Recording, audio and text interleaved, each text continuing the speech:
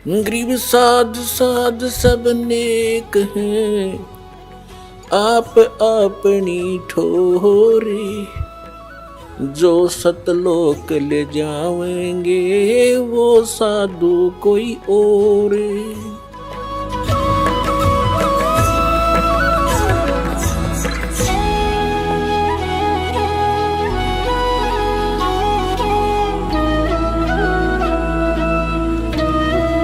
वासुदेव ही सर्वम, यही पूर्ण परमात्मा है, यही पूर्ण मोक्षदायक है। इसी की साधना से शाश्वत स्थान प्राप्त होगा और ये पाप नाशक है, ये सारी सब ब्रह्मांडों का कुल का मालिक है। ये बताने वाला महात्मा बड़ी मुश्किल से मिलेगा। ओए होए, इस पर थोड़ा सा उदाहरण देते हैं। जैसे परमात्मा का विधान है, वेदों में वर्णित है। ऋग्वेद मंडल नंबर 9 सूक्त 82 मंत्र 1, 2, 3 में, ऋग्वेद मंडल नंबर 9 सूक्त 86 मंत्र 26 और 27 में, ऋग्वेद मंडल नंबर 9 सूक्त 54 मंत्र 3 में, ऋग्वेद मंडल नंबर 9 सूक्त 20 मंत्र 1 में, ऋग्वेद मंडल नंबर 9 सूक्त 1 मंत्र 8, 9 में, ऋग्वेद मंडल नंबर 9 सूक्त 94 के मंत्र 1 में, ऋग्वेद मंडल नंबर 9 सूक्त 95 के मंत्र 2 में, ऋग्वेद मंडल नंबर 9 सूक्त 96 के मंत्र 16 से लेकर 20 में और अनेक स्थानों पर ये प्रमाण है कि वो परमात्मा ऊपर रहता है, पूर्ण परम अक्षर ब्रह्म, और वहाँ से गति करके आता है, अच्छी आत्माओं को मिलता है, उनको तत्व ज्ञान से परिचित कराता है, वो कवियों की तरह आचरण करता है और अपनी अमृतवाणी को लोकोक्तियों के माध्यम से, दोहों के माध्यम से, शब्दावलियों के माध्यम से वर्णित करता है।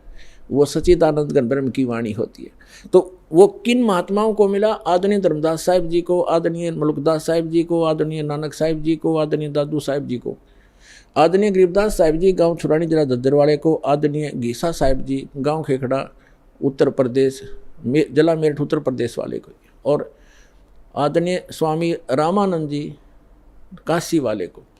ये तो महापुरुष दास के नॉलेज में है, जिनको भगवान सीधे मिले, तो अपने नियमानुसार, अपनी लीला अनुसार मिलते, ऐसे मिले। तो उनमें से गरीबदास जी ने कहा है, हम सुल्तानी नानक तारे दादू को उपदेश दिया, जात जुलाहा भेद न पाया, काशी वह कबीर हुआ, अंत कोट ब्रह्मांडे का एक रति नहीं भारे, सतगुरु पुरुष कबीर हैं ये कुल के सिरजनहार। तो यहाँ कहते हैं ये गरीबदास जी को परमात्मा मिले थे, कबीर परमात्मा जी सचखंड लेकर गए थे, फिर वापस छोड़ा था, उनको मृत जान लिया था, चिता पर रख दिया था। 10 वर्ष के बालक थे गरीबदास जी, गांव छुरानी जिला दद्दर हरियाणा में। तो परमात्मा 8-10 घंटे तक ऊपर सारा ब्रह्मांड दिखाया उनको, ले जा करके अपनी स्थिति से परिचित कराया, फिर उनको वापस छोड़ा। उनके अंदर वो तत्व ज्ञान फीड कर दिया, फैक्स कर दिया, उसके डाउनलोड कर दिया भगवान ने। तो उसी ज्ञान के आधार से गरीबदास जी ज्ञान दिया करते थे। उनके बहुत से शिष्य हुए और उस अमृतवाणी को पाठ किया करते थे उनके शिष्य गरीबदास जी के।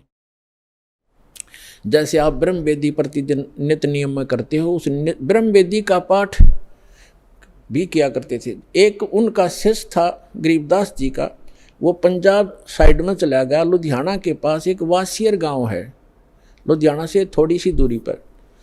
उसके बाहर गर्मी, आजकल का मौसम था गर्मियों का, वृक्ष यात्रा करता हुआ जा रहा था वो भक्त, और वहाँ बैठ गया, नहा धो कर सुबह तालाब के किनारे स्नान करके वहाँ बैठ के अपना सुबह का नित्य नियम करे था, गरीबदास जी की वाणी का जो आप करते हो। और एक रामराय नाम का एक बहुत बड़ा धनी था, 800-900 बीघे ज़मीन थी उसको राय साहब कहा करते थे, और वो थोड़ा सा बैकलासा व्यक्ति था, उसको झुमकरा भी कहा करते थे, यानी ज़्यादा डामाडोल विचारों का व्यक्ति था धार्मिक व्यक्ति। तो जब उसने सुबह सुबह वो वाणी सुनी उस गरीबदास जी के शिष्य के मुख से, और ये सरदार जो है सिख लोग वाणी के बड़े कायल होते हैं, इसके ऊपर बड़े आकर्षित हो जाते हैं, निकट जाकर बैठ गया। भगत ने सारी ब्रह्म वेदी कही। तब उस रामराय ने, उस सरदार जी ने, सिख ने पूछा कि महाराज ए भगत, ये वाणी किसकी है, कादी है? तो उसने भक्त ने बताया कि मेरे गुरुदेव गरीबदास जी की है। ये महाराज जी शरीर में हैं या मृत्यु को प्राप्त हो गए, शरीर छोड़ गए। भक्त ने बताया कि छुडानी गांव, जिला तो जब था नहीं, बहादुरगढ़ के पास एक छुडानी गांव है, वहाँ हैं और वर्तमान में है। तो उस राम राय ने सोचा कि इसे महापुरुष के दर्शन करने चाहिए, संत के। अब उसने संत कैसा मान रखा था, जैसे आप देखते हो अपने हिंदू धर्म में बड़ी बड़ी जटा हो, बड़ी बड़ी दाढ़ी हो, गले में माला हो, राख रूख मसल रखी हो, या कति मूंड मुंडा रखा हो हैं, और लाल कपड़े, गेरवें कपड़े हों, और भी कोई तलक पिलक लगा रखे हों। तो इस तरह की वेशभूषा वाले को हम महात्मा मानते हैं। तो इसी दृष्टिकोण से चल पड़ा कि महात्मा ऐसा पाओगा, दूना दाना लगा रखा होगा, चमटे गाड़ रखे होंगे। गांव छुडानी छोटा सा गांव था, 30-40 घर थे उस समय, ज़्यादा से ज़्यादा 50 घर होंगे। तो वहाँ जाकर पूछा कि गरीबदास महाराज से मिलना है। वहाँ के लोग जानते थे कि इस गरीबू को महाराज कहते हैं, ये लोग बाहर से आने वाले। और गरीबदास जी रहते थे जैसे हरियाणा के धोती कुर्ता आम पुराने ये व्यक्ति डालते हैं, सिर पर साफा, धोती और कुर्ता, ऐसे रहते थे, सिंपल मैन, जैसे आम नागरिक की जैसी वेशभूषा। तो पुण्यात्मा भक्ति और भगत में, भगत के लिए वेशभूषा कोई मायने नहीं रखती, चाहे कैसी भी रखो, लेकिन सूटेबल हो, अच्छी हो और देश के अनुकूल हो तो अच्छा रहता है। जैसे लाल को किसी कपड़े में बांध कर रख ले, फटे पुराने में या बढ़िया अच्छे वाले में, वो लाल तो लाल ही होता है। ऐसे भक्त भक्ति से बनता है, ऊपर के आडंबर से नहीं बनता। तो कहने का भाव ये है कि उसका दृष्टिकोण ये था। जब उसने पूछा कि गरीबदास महाराज कहाँ हैं, उन्होंने बता दिया कि सामने वो मकान उन्हीं का है। मकान के आगे बाहर से आए हुए दूसरे गांव के कुछ भक्त बैठे थे, कुछ उस गांव का भी 1-2 भक्त था। उनसे पूछा भी महाराज गरीबदास जी कहाँ हैं, उन्होंने बताया भी बैठ जाओ, अभी आ जाएंगे, बाहर घूमने गए हैं सुबह सुबह। किधर गए हैं, किस साइड में गए। उसने सोचा कि इतनी दूर से आया हूँ, राम राय जी ने सोचा कि इतनी दूर से आया हूँ, महापुरुष के दर्शन करके आहार करूँगा। उनसे पूछा कि किस साइड में गए हैं, मैं उनके दर्शन करना चाहता हूँ। और ये भी पूछा कि कितनी देर में आएंगे। तो वहाँ उपस्थित भक्तों ने बताया कि उनकी मर्जी है भाई, साधु संतों की, आओ तो अभी आ जाओ, ना तो दोपहर तक नहीं आवे। तो कहाँ मिलेंगे, किस दिशा में गए हैं, कहाँ मिलेंगे, कि सामने एक रहट लगा हुआ है, वहाँ एक झोंपड़ी है, कई बार वहाँ भी बैठकर वो अपनी भक्ति करते होते हैं।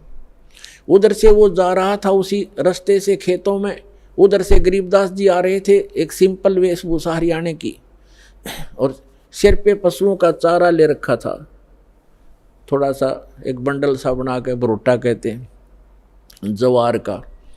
वो आ रहे थे और कोई व्यक्ति बीच में था नहीं। तो राम राय ने गरीबदास जी से पूछा कि भाई किसान, मैंने महाराज गरीबदास जी से मिलना है और सुना है वो इधर आए हुए हैं, आपने देखा?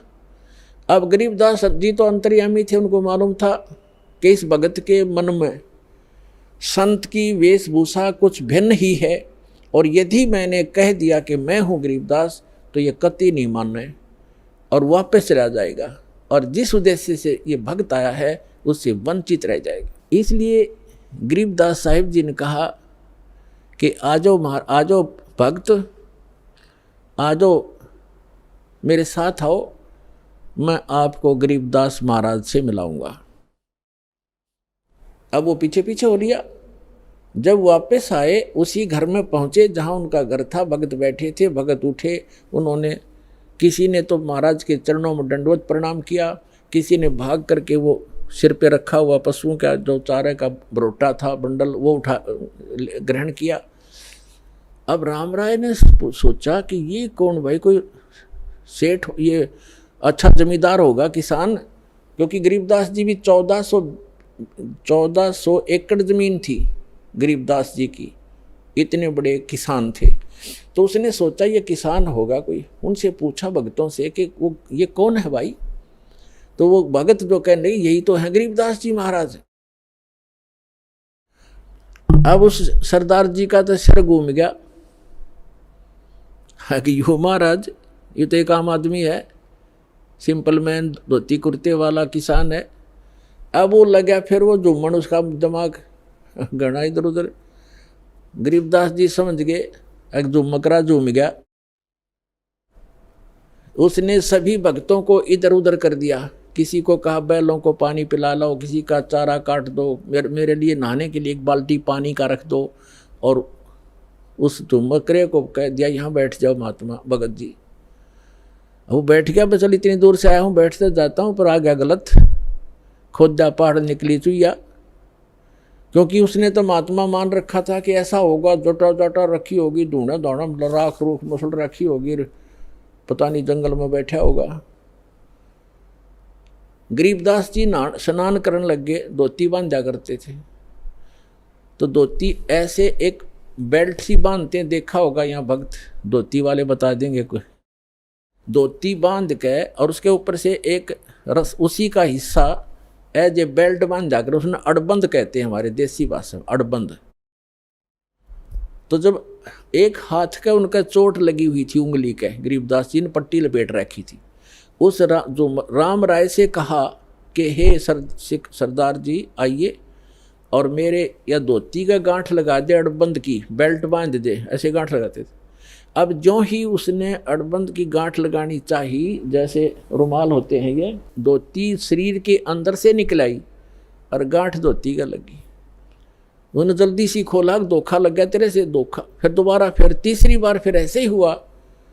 तब गरीबदास जी ने कहा अरे झुमकरा, वो ये सोच रहा था मेरे जैसा किसान है, इसने संत मानते हैं ये बड़े भोले आदमी आके हरियाणा के। तो तब कहा रे झुमकरा, मैं तेरे जैसा किसान हूँ, जमींदार हूँ भाई, ये गांठ क्यों ना लगती, घनी देर लगी।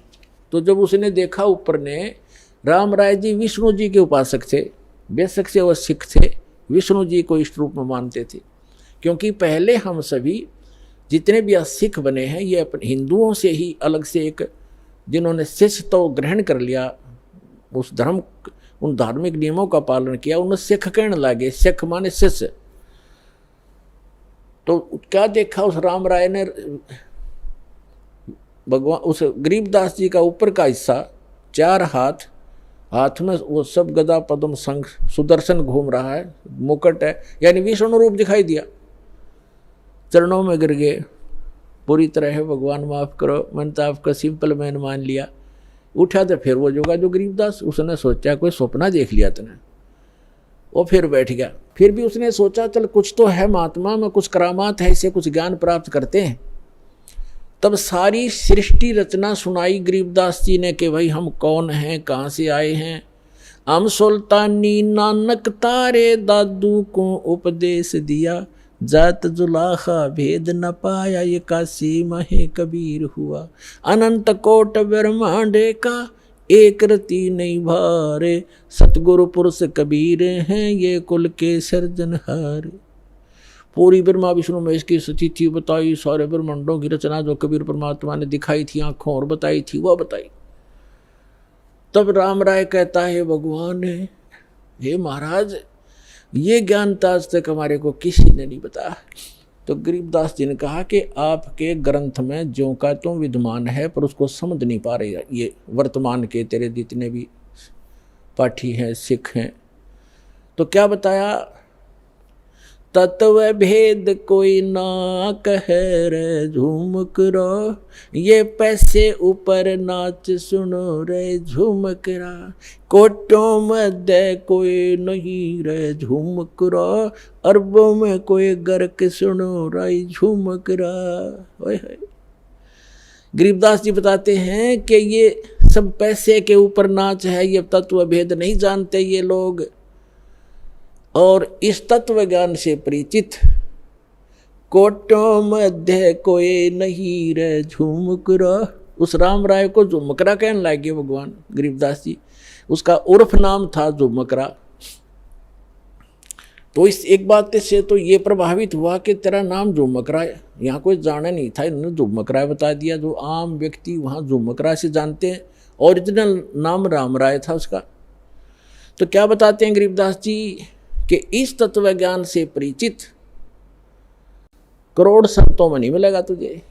कोटों मध्य कोई नहीं रे झूमक रहा, अरबों में कोई गर्क सुन रही झूमक रहा। अरबों में कोई एक पावेगा तो न गर्क, गर्क mean complete in all respect. जैसे इस ज्ञान को से परिचित भगत भी हो गए होंगे मेरे परमात्मा के बहुत से भगत, लेकिन उनके पास मंत्र समाधान नहीं है। अगर वो कहीं वक्ता बन जाए, वह वाके पात्र भी बन जाएंगे, फिर उसका कख नहीं, क्योंकि उसको मंत्र देने का आदेश नहीं, पासपोर्ट बनाने का उसके पास अधिकार नहीं, तो फिर भी व्यर्थ।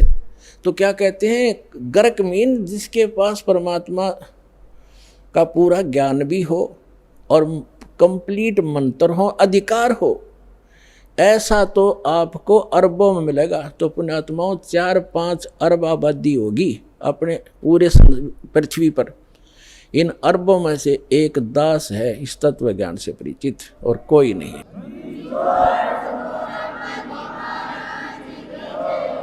गीता के यथार्थ विश्लेषण की जानकारी के लिए पढ़ें पुस्तक गीता तेरा ज्ञानामृत।